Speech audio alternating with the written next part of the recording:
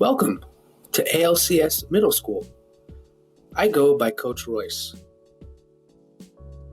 I'm the Director of Technology at school, which basically means I'm just in charge of all of our devices. I've also been a middle school math teacher here at school for 10 years, but as of now, I'm more like a math tutor. Anyway, let's talk about your new Chromebook. You will be using the Lenovo 300E second generation 2-in-1 Chromebook. It also comes with a protective case, which you must keep on at all times. On the right side of the Chromebook is where you can find the power button, which is pretty small and can be a little difficult to find. And it's also right next to the volume buttons, as well as a USB port. The charging port is located towards the back of the left side of the Chromebook, right next to another USB ports. USB ports are helpful for things like using your own mouse or your own flash drive.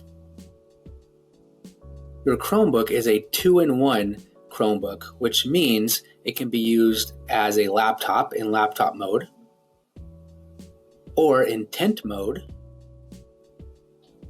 tablet mode, or standing mode. It is a touch screen, so you can use it like a tablet or a laptop. It is important to never store or put away your Chromebook while it's unfolded or in tablet mode. Instead, always close the lid while you're putting it away or when it's not in use in order to protect the screen.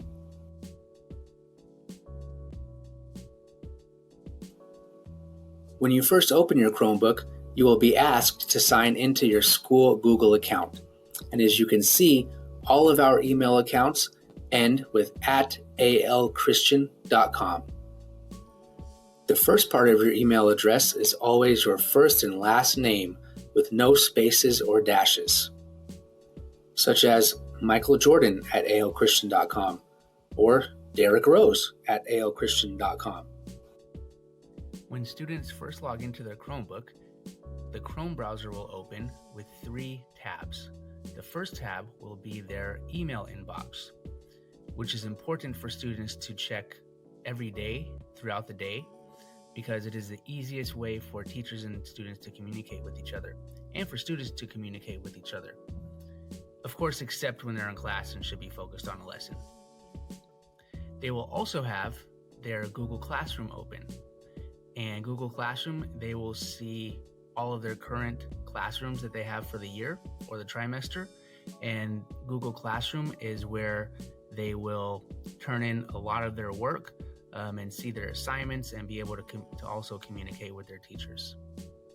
And finally, they will have the Google Meet tab open, which is what they will use to log into their webcam classes if they're learning from home.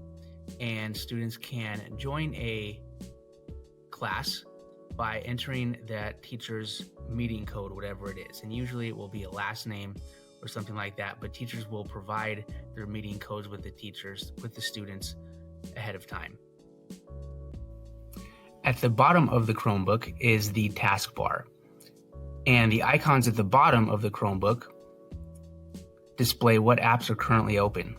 So right now I have the Chrome browser and the folder directory open. And I can click on the icons to maximize or minimize them. And if I minimize all of the apps, I can see the desktop. At the lower left corner of the screen is the launcher button. And the launcher button will show all of the most commonly used apps or the newest apps. It will also display a search bar for students to search either their Chromebook or the web. And if they click the expansion arrow, they can see a list of all of the installed apps that they have on their Chromebook. And they can click the launcher again to exit. And finally, at the bottom right in the system tray is where you can change the brightness of your screen, the volume of your Chromebook, turn on the night light, which reduces the amount of blue light coming from the screen, which is especially important at night to help students' eyes. turn off notifications, turn on or off Bluetooth, and connect to other Wi-Fi networks. Although at school, students must be connected only to the ALCS Wi-Fi network. Students can also sign out and shut down their Chromebook from the system tray. We all know how important it is to stay clean and sanitized these days. So let's go over some simple cleaning tips for your Chromebook. It's perfectly safe to wipe your keyboard with normal disinfectant wipes, but trackpads should be wiped and dried immediately with a slightly damp cloth. However, disinfecting wipes should never be used on the screen. Instead, use a glass-safe cloth with either a screen cleaner solution or water that's applied directly and lightly to the cloth. Once the screen is wiped, please dry it immediately, either using a dry portion of the cloth or using another glass-safe cloth. If you have any other questions or issues regarding the student Chromebooks, feel free to ask.